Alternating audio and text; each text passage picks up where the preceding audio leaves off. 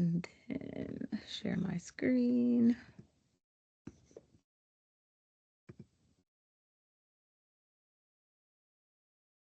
All right. Good evening, everyone, and thank you for joining this evening. My name is Ivory Long, and I'm the Assistant Director of Outreach and Strategic Partnerships with the NCAA Eligibility Center. Tonight, I am going to be going through the initial eligibility process and what that looks like for you as a parent or guardian or an advocate of the student athlete and for that student athlete. So we'll go over academic requirements, what to look for when you're looking for a school that will be the best fit for your student athlete. We'll go over the courses that they need to take, some differences between their high school graduation requirements and the NCAA academic requirements, as well as some recruiting information. So if you do have questions throughout the presentation, you can go ahead and put them in the chat, or if you want to wait to the end, you can unmute your mic and ask your questions there, and then we will get those questions answered. So we're going to go ahead and get started. So with the NCAA, we have three divisions, divisions 1, 2, and 3. And this slide shows you how each division is made up and just some statistics. Now, when you are looking for a school for your student athlete or trying to decide which division that your student athlete will best fit their goals for what they see themselves when they are going to be a student athlete, or if they pursue that student athlete dream at the collegiate level, these are some things you want to keep in mind. One thing that I always tell families and student athletes is that everybody would love to go Division One, but everybody can't go Division One. So being open to seeing what those other Divisions 2, Divisions 3, mid-major divisions 1, just to see what opportunities are there for your student athlete as well. If I do have any student athletes on the call, one thing that I want you to keep in mind is that this is your journey, and your journey is going to look different from your teammates, from a family member, from a sibling that may have gone through the process. It will look different. So don't beat yourself up if you're not getting recruited very early or getting the schools that you want, a communication from schools that you want. I will say that I am a former Division II student athlete. I was a late signee. I did not sign until the end of my senior year. So just being able to understand that your journey is your journey, and it is going to look different from some of the journeys that your teammates or people that you know are going through. Now, choosing an NCAA school, this is where we would like for student athletes to participate in their journey and participate in the process. All of these things that are listed on the screen can be found in on the websites of each school that you're interested in, or maybe schools that are showing interest to you and reaching out. But these are some things that you want to keep in mind when you are looking for a school. We always tell student athletes, we want you to go to a school that's going to be the right fit for you on the academic side and the athletic side, because essentially you are there to get a degree. And so when you are looking through those, those entities at each school, look at the school size. If you are a student athlete who thrives better in a smaller classroom setting, going to a larger university that has, a lecture hall of 200 to 300 students may not be the right fit. If you are wanting your parents, your guardians, your support system to come see you compete, going to a school clear across the country may not be the best fit for you. If you know what degree you want to pursue, making sure that that college or university has that degree, that major or minor that you want to pursue. Other things are cost of attendance, admission requirements. All of these are very important when you are looking for that right school for you.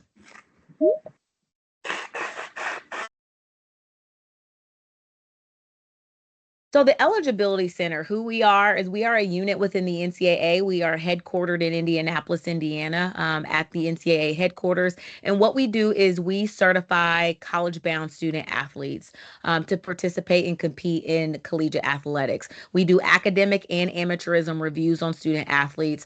So if, for instance, if a college coach is interested, they will put you on their request list. That prompts us to pull the student athlete's account to review that account and let that college college coach know where that student athlete stands from an academic standpoint. And from there, it is up to that college coach if they want to continue on with the recruiting process. Now, there are three requirements to play college sports, and each requirement is going to have its own set of requirements. And so, this is where it can kind of get a little confusing, a little overwhelming. But hopefully, after today, after we break this down together, it's a little more digestible. So, the first requirement that a student athlete has to meet is they have to meet their high school graduation requirements. So, whatever it takes from an academic standpoint to graduate from high school, they have to make sure that they do that. The second requirement is they have to meet the NCAA Eligibility Center requirements, which I'll break down in a few slides. But I will say that our academic requirements at the Eligibility Center are going to be different than your high school graduation requirements, and the student athlete does have to meet both.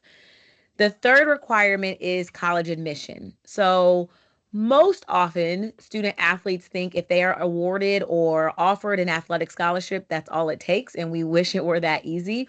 But the student athlete does have to apply and be admitted into that college or university before they can compete. So you might have a student athlete who gets offered an athletic scholarship before they apply, they don't get in. That college scholarship does not matter. They cannot use that scholarship. So just helping student athletes understand, if you're interested in a specific school or if a school is interested in you, going onto that school's website to see what those admission requirements are. They may be different requirements for each school. So one main question that we get often is, does the student athlete have to take the SAT or ACT in order to participate? From the NCAA Eligibility Center side, the answer is no. We do not require student athletes to submit those test scores anymore. We did prior to COVID. Once COVID happened, or once we were in COVID, we took a pause, just like a lot of other colleges or universities did. January of 2023, the NCAA made a permanent decision to not require those test scores to be submitted. However, we still encourage student athletes to take those tests because certain colleges or universities still may require them as their admissions policies or requirements. And so again, going onto these schools' websites to see what is needed, what GPA is needed. Do I need to submit SAT or ACT scores? If you are a student athlete who is getting multiple interests from multiple schools, then you may want to make sure that you're checking all of them because each school will have different admission requirements. You may be getting recruited by 3 schools. One school may require, you to submit SAT and ACT scores, and 2 schools may not. One may be test optional. So just making sure that you are aware of those parameters and what those requirements are to be admitted into that college or university. Scholarships, understanding what is covered by that scholarship that the coach is offering you. Also, if you are applying for academic scholarships, seeing what those scholarships cover, because that is important. You may see student athletes post on social media that say, oh, I got a full ride scholarship to play, golf at XYZ University. That full ride scholarship could be a full athletic scholarship, but it also could be partial athletic, partial academic, or it could be a full academic scholarship. So scholarships come in different forms. It comes in different amounts, and those are the things that you want to make sure that you are communicating with that college coach. If you are a student athlete, I would also say that there are more academic scholarships out there than there are athletic scholarships. So go talk to your school counselor. One of the big misconceptions about the initial eligibility process is when student athletes hear sports or playing sports in college, they automatically think, I have to go to my coach, I have to go to my athletic director. But I want to tell you that your school counselor is a huge part of this process, because when you hear me talking tonight, you're going to hear a lot of my information is based on academics. So when we talk about the recruiting cycle, the recruiting process, that's a little bit of athletics. But in order to go and play at that college or university, you have to have certain academics. So one, making sure that you're communicating to your school counselor that you want to play, and then also checking in with them regularly to make sure that you are on track. Now we're going to get into the requirements for the NCAA Eligibility Center. The first requirement that the student athlete has to meet is that they have to register with the Eligibility Center. Now, we have gotten questions when we go to events or if we go to other schools or we present to other schools of, is registering for the NCAA a requirement? The answer is yes, it is a requirement. We also get a lot of parents that say, I had no idea this process even existed. What do I need to do? So the first step is registering. This is our homepage. Our website is eligibilitycenter.org. And I will make sure that I send Jenny this presentation so she can share with you all. And every single resource in this presentation will be clickable and you can have access to those resources. But this is our landing page. This is where student athletes, if you have an account already, you can log in to your account to make any updates. If you need to add your school and you forgot to add your school, if you need to transition your account type, you can transition. If you need to add a sport or sports that you forgot to add, you can do that by logging into your account. If you have not registered with the Eligibility Center, you can see that orange circle that says register. You can click that and then you can choose which account type is right for you and you can register with the Eligibility Center. Now we have 3 account types. We're going to focus on account types 1 and 2. So the first one is a free profile page account. Now this is where we would like student athletes to start. And in a perfect world, we would love for student athletes to register with a free profile page account as early as 7th or 8th grade. And I know that seems early. You're like, they probably don't even know what they want to do in 7th or 8th grade. But the earlier student athletes and families know about the process, the easier it is when they transition to high school. The reason being is that when your student athlete hits 9th grade, that's when their athletic and academic time clock starts. So knowing what to do, who to talk to once you get to high school is very important and will help the process run smoother. Now, if you are already in high school and you have not registered with us, it's not too late, but we do want student athletes to know that if you say, for instance, you don't know what division you want to compete in, or maybe you haven't gotten any communication from college coaches yet, or maybe you're on that fence of, I don't even know if I want to participate in college athletics at all. I'm kind of on that fence. Registering with the free profile page account is the right fit for you for that moment. It will give you your NCAA ID number. That is the number that you will eventually share with college coaches. Now, once once a student athlete is getting communication from college coaches, Division I, Division II, once they are starting to get interest from these coaches, then you're going to want to transition to the academic and amateurism certification account. Now, if you are not registered with the Eligibility Center and you already have been getting interest from Division I or Division II schools, then this is the account type you will need to register with. This account type you will need if you want to go on a Division I official visit. That's where the college coach pays for everything. This is also the account type if you want to sign for an athletics aid agreement or receive an athletic scholarship to a Division I or Division II school. And I see Jenny's hand up. Go ahead if you did you have We just had a something? question. Yeah, we just had a question from Okay. Sean in the chat. Is Yeah. clearinghouse a term used anymore, or is that So we used to be called the NCAA Clearinghouse. We are now the okay? Eligibility Center. So it's the same thing. Yeah. Gotcha. Okay, thank you. Yes, great question. So again, if your student athlete is getting interest from Division I or Division II schools, if they're getting actively recruited, and I'll show you a slide of what you can look for if your student athlete is getting actively recruited by Division I or Division II school, this is the account type that they will need to have. There is a one-time registration fee with this account type. For domestic student athletes, it is $100. For international student athletes, it's $160. But we do offer a fee waiver to student athletes who meet certain criteria. So I always tell student athletes and their families to check the criteria to see if you meet one. If the student athlete meets one, click that fee waiver box. You'll communicate that to Jenny, and she will go and Jenny, do you do. Yes, you approve fee waivers, correct? Yes. Okay. And sometimes in some schools, I think the registrar also has access to do that as well. Okay, perfect. Yeah. So just make sure that you're communicating, even if your school counselor isn't the registrar or anyone that handles that, they can communicate that to those who do approve fee waivers.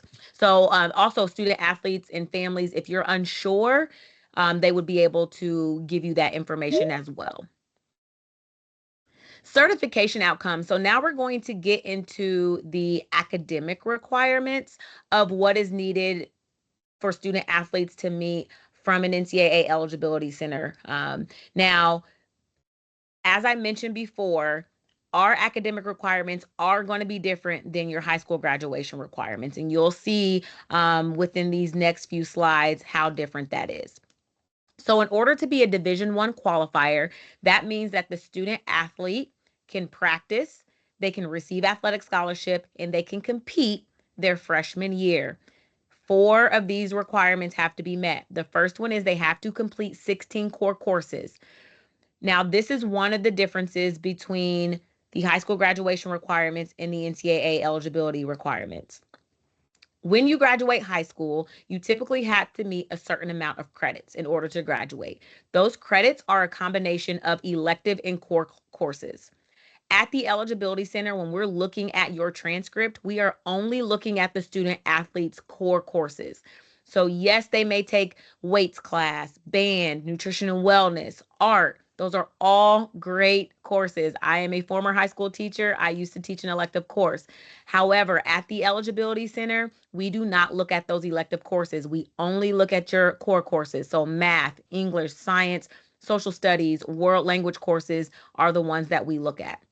The second requirement is that those 16 core courses have to be completed in the first 4 years or 8 semesters. So, if you have a student athlete that may repeat a grade in high school, or some people like to call it reclassifying. If you have a student athlete that reclassifies or repeats a grade in high school, we will still only look at those first 4 years or 8 semesters. So, for example, if you have a student athlete that reclassified or repeated 10th grade, we would only look at their ninth grade, their first year of 10th grade, that repeated 10th grade, 11th grade, and that's it. We will not look at that fifth year. So understanding that process as well. The third requirement is what we call our core course progression, or 10-7 for short. What that means is that 10 of those 16 core courses have to be met and completed before the student athlete starts their 7th semester. 7 has to be in English, math, or science. So this is another reason why it's important for student athletes to communicate to their school counselors, because not every high school student athlete goes and wants to play at the collegiate level. And so we want to make sure that those school counselors, when they're scheduling student athletes for their classes, are putting them in enough core courses to meet the eligibility center.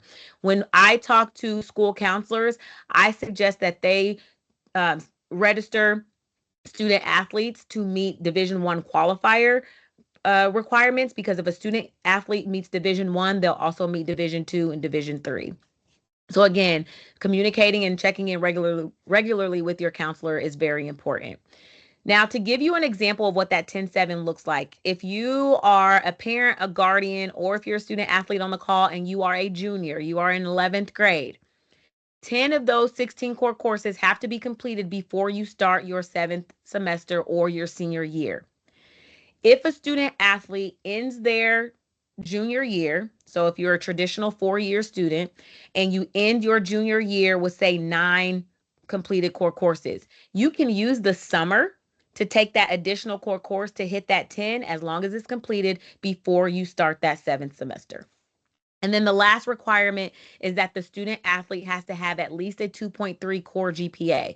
Now, this is another difference between the eligibility center and now those schools' admission requirements. When you are going to these schools and applying to these schools and they say you have to have a certain GPA, that GPA is your overall GPA. So, a mixture of those core and elective classes. At the eligibility center, we're only looking at your GPA in those core classes. So sometimes we'll go to events and people see the 2.3 and they're like, oh, I have a 2.3. fine, but that's a 2.3 in your core classes. There have been student athletes who have had 3.0 overall GPAs, but they only had a 2.0 in their core classes. So again, making sure you're checking in regularly with your counselor to make sure you're on track. Division One academic red shirt. This is where maybe a student athlete didn't meet the 10.7, or maybe they didn't meet that 2.3 core GPA. As long as they complete 16 core courses and have at least a 2.0 core GPA, they can practice their first term or semester. They can receive athletic scholarship their first year. They just cannot compete their first year. Now, this is another reason why it's important to understand how important academics are. So not only are academics important because they're going to get you, how well you do in your classes determines if you, can be admitted into these college or universities, but it also determines if you can compete your first year. If you are an academic redshirt, anyone who is a Division I academic redshirt, depending on how well they do their first term or semester, determines if they can practice their first term or semester. Another misconception is when student athletes go to college, they think, oh, I already got my scholarship, I already got admitted to the college or university, that's all I have to do. You still have to go to class. You still have to do well. You still have to meet what we call progress towards degree. And you still have to make grades that will keep you eligible to continue to compete. So just understanding that, and also understanding that when college coaches are recruiting student athletes, they look at their academics. So when a college coach comes to you and they're interested in you, they know you can already play. That's why they're interested in you. That's why they're reaching out. The next question that they're going to ask is, how is the student athlete in the classroom? How are your grades? They're going to probably see if they can talk to your teachers, and they're not going to choose the, weights class. They're not going to choose your band teacher, art. They're going to go to those English classes, math classes, social studies classes. So just making sure that you're doing well in those classes. Division two qualifier. Now you will see a slight difference between Division two and Division one qualifier requirements. You will see the similarities are the student athlete still has to meet and complete those 16 core courses. Notice that the core GPA is a 2.2 instead of a 2.3 for Division two in order to practice, compete, receive athletic scholarship their first year. Division two partial qualifier. Now, if a student athlete did not meet any of the academic requirements to become a Division one qualifier and they graduated high school, that student athlete can practice and receive athletic scholarship their first year. They just cannot compete their first year. So again, to be a Division two partial qualifier, the only requirement the student athlete has to meet is graduate high school. Division three. So Division three is unique in its own way. Their model is a little different than Division one and Division two. So for Division three, each Division three schools determines its own academic standards, its own admission standards, financial aid. If you are a domestic student athlete, meaning that you have completed all 4 years of high school and you have competed all 4 years of high school in the United States, and you want to go Division three, you technically do not have to register with the Eligibility Center. You would just apply to that college or university and then meet whatever admission requirements that they have.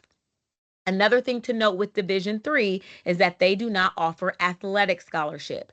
So if you are there to play baseball for that Division three school, you would talk to that college coach, you would talk to their admissions office to see what scholarships are available to you.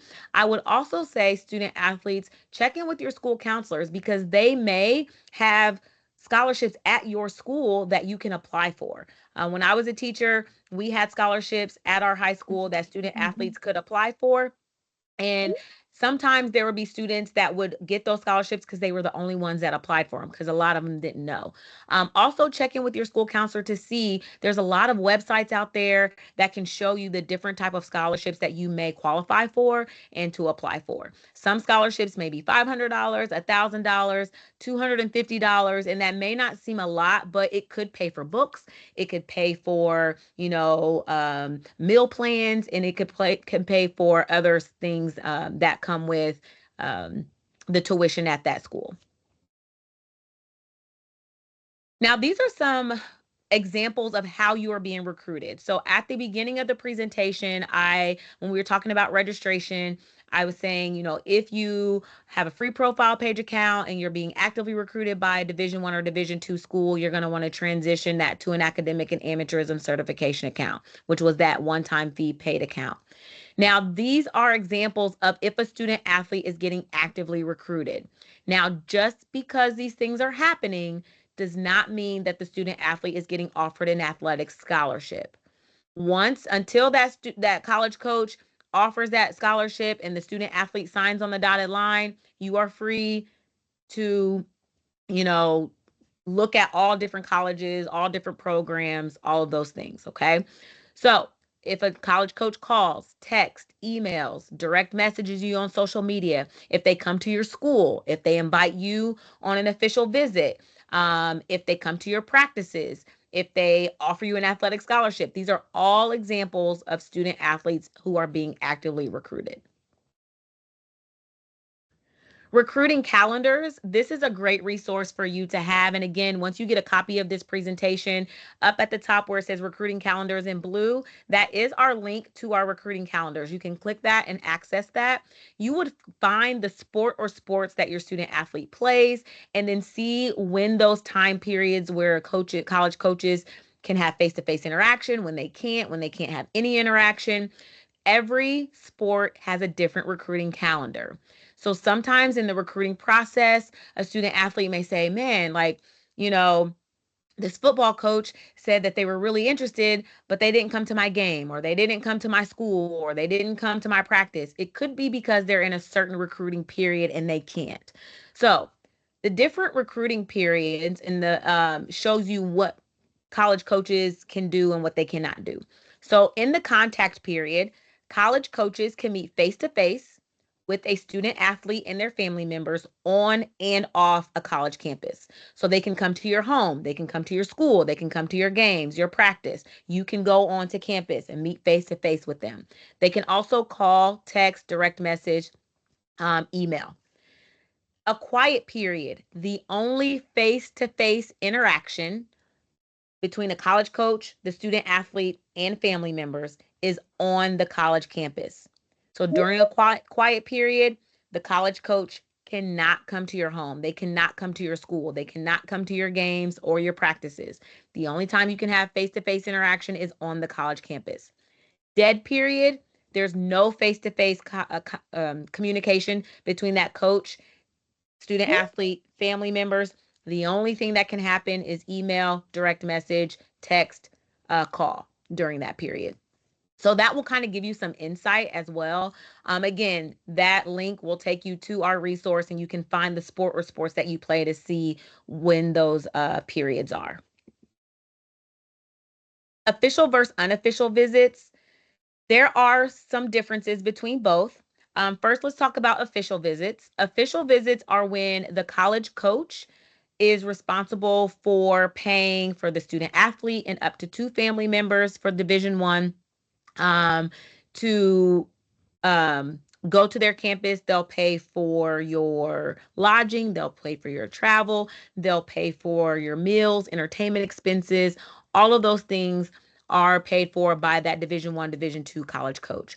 In order for a student athlete to go on an official visit, they have to be registered with the eligibility center. If you're going on a Division 1 official visit, you have to have that paid academic and amateurism certification account. If you are going on a Division 2, if you get invited on a Division 2 official visit, the only account that you would need is that free profile page account. Now, once it comes time to wanting to receive that athletics aid agreement, then you would have to transition to that paid account. The second one is you have to be on a school's recruiting list. So I briefly described that earlier. What happens is that if a college coach is interested in you from a Division 1 or Division 2 school, they will put your student athlete's NCAA ID number, they'll take their name, and they'll submit it to the NCAA Eligibility Center. What that prompts us to do is we are going to pull your student athlete's account to be reviewed. As long as the student athlete is still on that recruiting list, once their account comes to the top of the list, we will do that academic review. Then we will communicate the findings to that college coach, and then it's up to that college coach if they want to continue on with the recruiting process. And then the third requirement is that they have to have a copy of their high school transcript. There has been a change within the last couple of years with official visits. Before July 1 of 2023, student athletes could only take 5 official Division 1 official visits. As of July 1 of 2023, that changed to unlimited. So the student athlete is not limited to how many Division 1 official visits they can take, but the school is. So if a student athlete is getting got, 10 official 1 visit offers, they can take all 10. But keep in mind that each college or university, they do have a certain amount of Division 1 official visits that they can offer. Unofficial visits is when all of those entities that I mentioned, so travel, meals, entertainment expenses, lodging, all of those are paid for by the student athlete and their family. Some topics to discuss with college coaches. Now, your student athlete may be the first in your family to go through this process. Maybe you've had, the student athlete has had an older sibling, or maybe you as the parent or guardian has gone through it and it's been a while. Things have changed and things are continuing to change with the collegiate athletic landscape. And so these are just some discussion topics that you can, talk to when you're talking to these college coaches. A lot of times student athletes don't realize that, yes, that college coach is recruiting you, but you're also recruiting them. You are going to want to go to the school and be a part of the program that's going to be the right fit for you and align with some of the goals that you have for you as a student athlete. Also, parents, guardians, you are trusting this person with your student athlete for the next 4 to 5 years. And yes, you may have had conversations. Yes, they may have come to your home, but you really don't know this college coach or the representative from the college well. So you want to make sure that whoever you're entrusting your student athlete with, that they are going to have the best interest of your student athlete.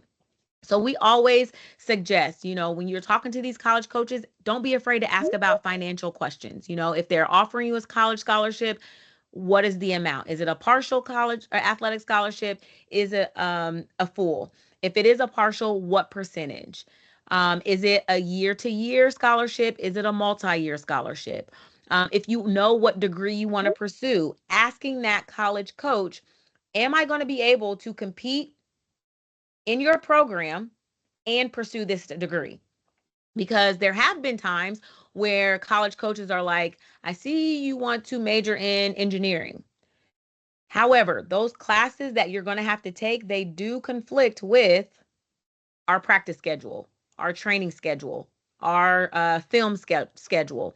So asking those questions is very important, because those may be, especially if you're a student athlete that's getting interest from multiple schools, some answers to these questions could be your deciding factor of, okay, thank you, but no thank you. And then, okay, I want to explore this option more.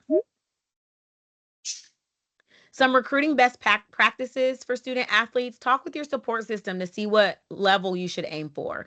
Again, like I mentioned earlier, everybody wants to go Division 1, but there's not that many spots left. So depending on, your goals for yourself as a student athlete, depending on, how you want your student athlete experience to be, not only from an athlete perspective, but also from a student perspective, could determine which division you should go to. If you're somebody that wants to go study abroad and compete, Division 2 and Division 3 will probably be your best bet. I'm not saying that you can't in Division 1, but it's pretty tough to do that. Also, one thing that I'm a high school track coach, and one thing I do with my student athletes is that I sit them down and I tell them to list their top 3 schools. And then I give them their personal best in every single event that they compete in.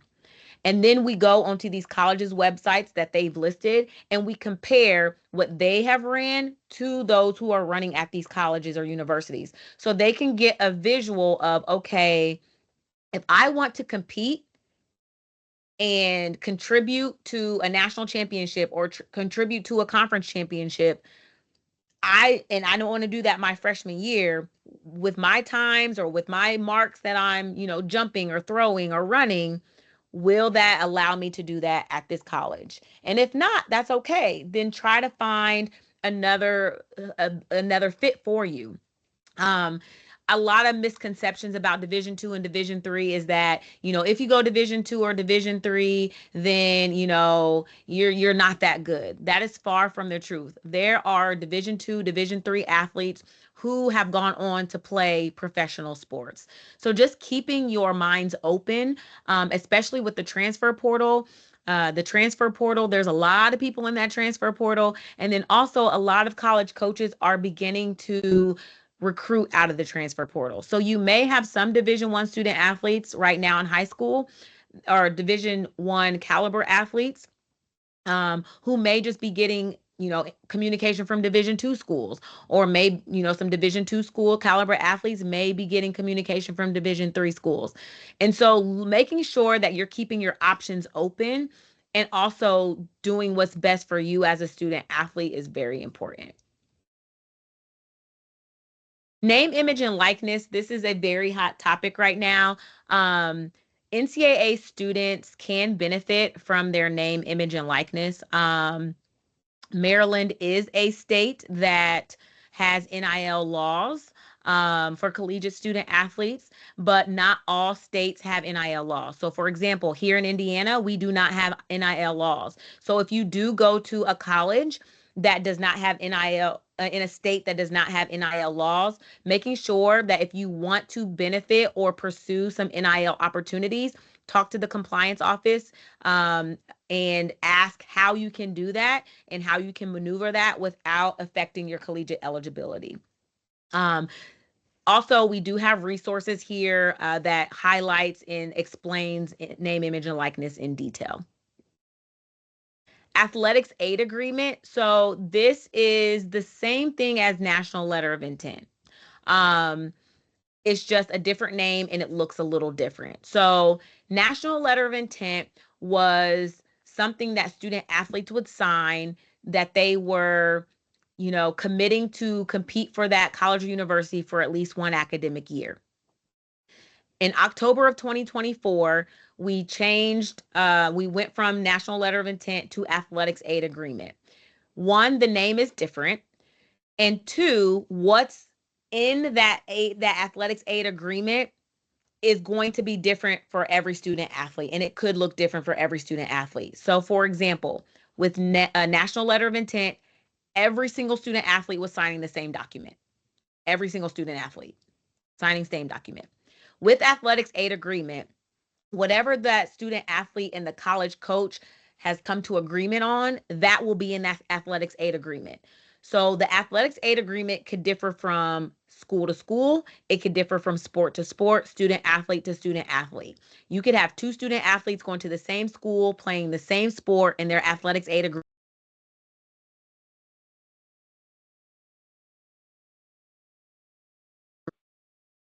don't know how my microphone got muted. So that's why it's important for student athletes, if you do have the opportunity of getting, offered an athletics aid agreement, looking through that agreement to make sure you're understanding what you're signing, what clauses are in that athletics aid agreement. Some people just sign it and then they get surprised when they get on campus and some things didn't seem, what they thought they were. So just understanding, looking through that athletics aid agreement before you sign it, because once you sign it, you are committing to compete for that college or university for a minimum of one academic school year. And then once you sign it, it should end all recruiting. Student athletes cannot sign more than one athletics aid agreement.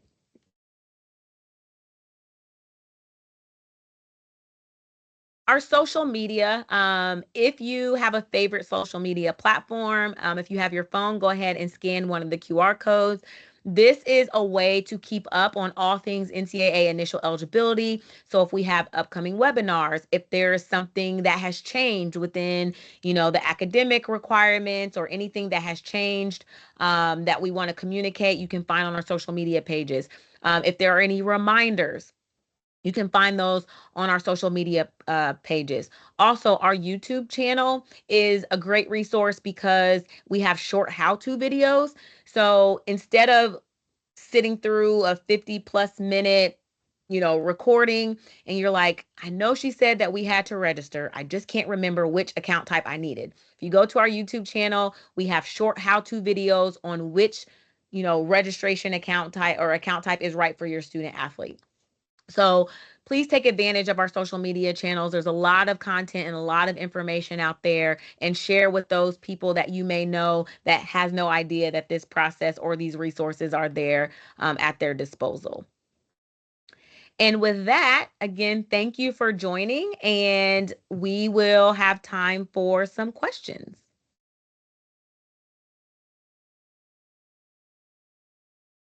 Let me see.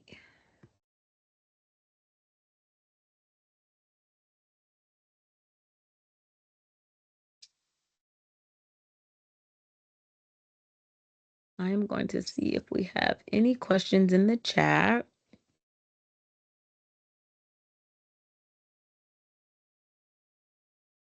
All right. Is it Watan? If you can unmute and ask your question. Yeah, I'm actually a student. I'm in 10th grade at the moment. Okay. So I have a dual enrollment program that I'm going to be doing 11th and 12th grade.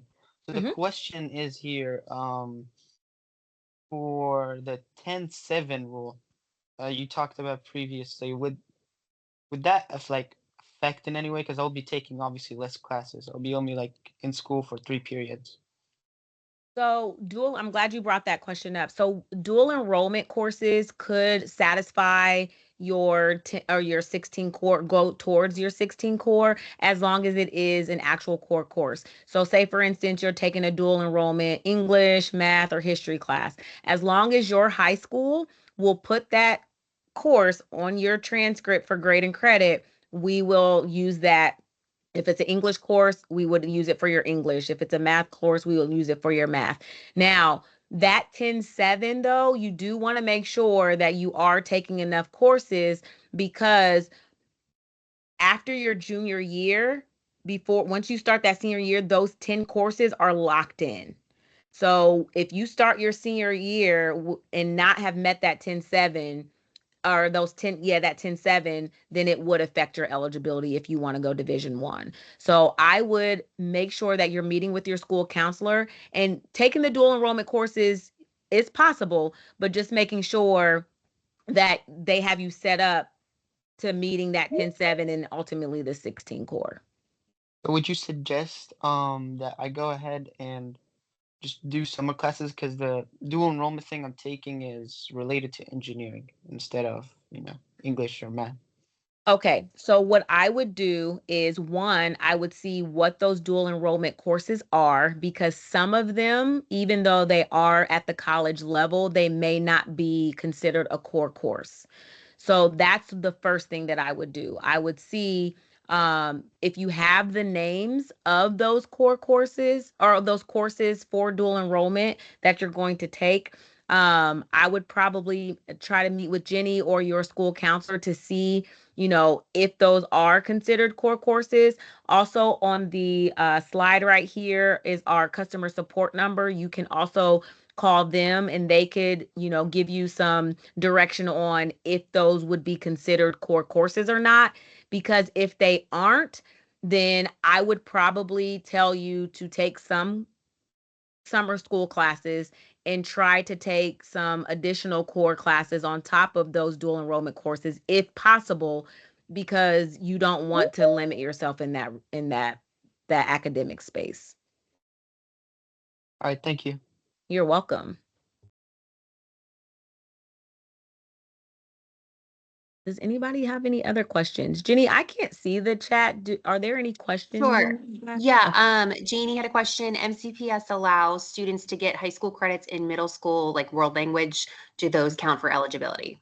Yes. So any um high school course, and I'm glad you answered that because that was going to be, or asked that because that was going to be my next thing.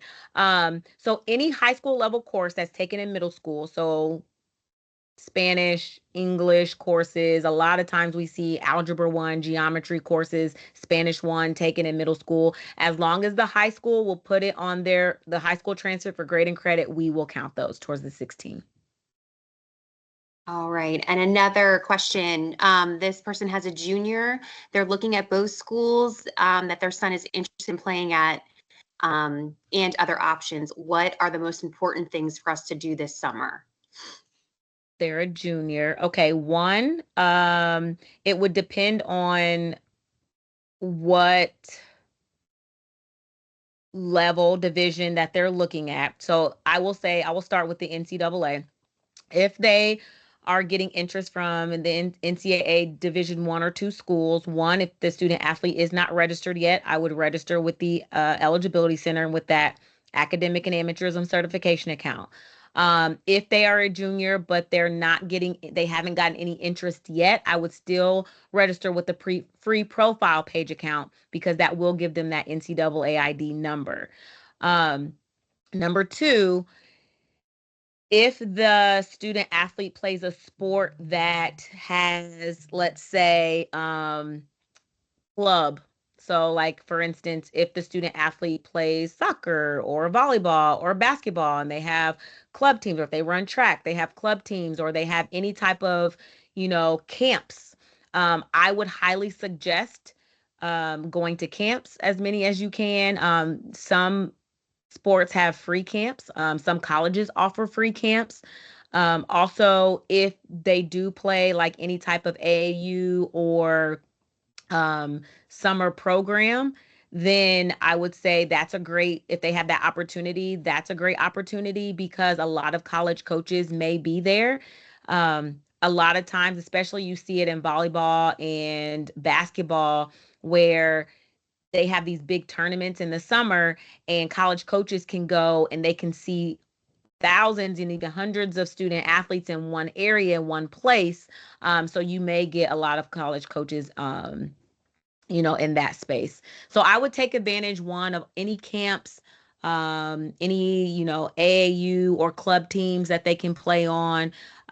Social media is powerful. So any student athlete that has social media, I will say X, formerly Twitter, is the platform that we see college coaches active the most.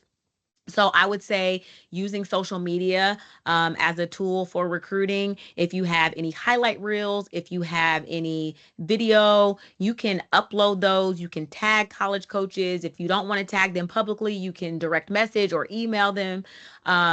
If you do email, I would put your name, your school you go to, the sport or sports that you play, all of your stats, include, you know, some video so they can see. As a student athlete, you do have the opportunity and option to be as involved in the recruiting process as you would like. If you do have social media in your social media bio, if you've registered with us, put your NCAA ID number. You can put your graduating class, your GPA.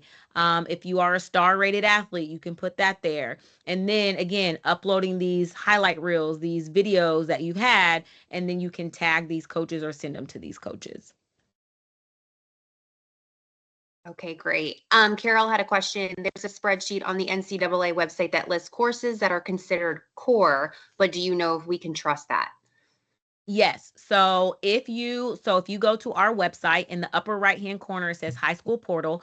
If you click on that, you can go to NCAA courses, type in your school, and it will list all of the approved courses that your school had that your student athlete can take at their school. Every school that in district that is on the NCAA portal, They have to be cleared, so they do have to go through a review process. They have to be cleared, and they have to submit a core course list. And that core course list has a combination of all of the courses that we have approved. If they are approved by the NCAA, those are legit courses that your student athlete can take. All righty. And then Watan asks, what happens if you don't meet the 10-7 rule? If you don't meet the 10-7 requirement and you do go to a Division I school, you would be deemed an academic red shirt. So what that means is that you can receive that athletic scholarship, you can practice your first semester or term, you just cannot compete your first year. So yeah, you would just be deemed a Division I academic redshirt. Now, if you're getting recruited by multiple divisions, so say you're getting, recruited by Division II schools as well, and one of your goals is to compete right away, and you like the Division II school, you like the coach, you like the program, the academic side checks off your boxes, the athletics side checks off your boxes. If you met the 16 core, if you met the at least 2.2 core GPA, but you didn't hit that 10-7, you could go and compete, receive athletic scholarship, and practice right away at a Division II school if that college coach is offering you. Okay. Well, those are all the questions we have in the chat. And then just a reminder to everyone, so I'm the college and career coordinator at Sherwood High School, and I shared this with all the other college and career coordinators in the county. So I will take this slide deck and this recording, share it with your schools, CCICs, and then they'll post it wherever or send it out to you, all to your communities. So. Jenny, can I ask one question? Is that Denny? Yeah. What's up, Denny?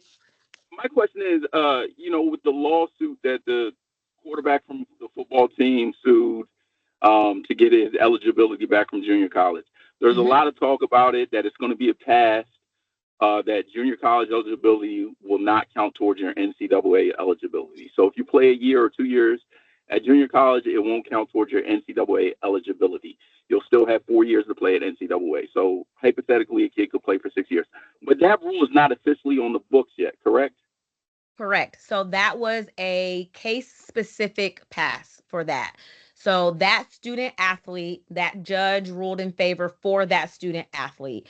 And then to be fair, any student athlete that was in their last year of eligibility during this academic year, if they went to JUCO or junior college, they got that additional year back. But that was just for that specific student athlete and those others that met that criteria. Moving forward, that is not a rule that has been passed yet. I'm not saying that it never will, but right now it is not. I can definitely understand.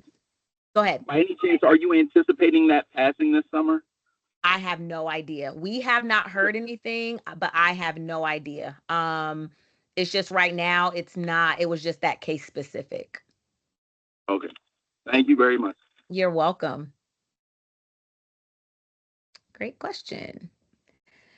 Well, if anybody has questions after the presentation, I know sometimes I'll go to something and then I have all these questions a day or two later. On this slide, you can see our customer service number, 877-262-1492. That is an amazing number for student athletes and their families or support systems that they can call and ask any questions. So if it's regarding registration, if it's regarding core courses, if it's regarding anything initial eligibility, you can call that number and they'll be able to answer your questions. All right. Well, thank you, Ivory, so much. That was so informational. You're welcome. And I'll get this, once I get this video edited, I'll send it out to you. And then I'll also send this presentation to you as well. Perfect. Appreciate you. All right. I hope you all have a great evening. Take care. Thanks. Bye. Bye.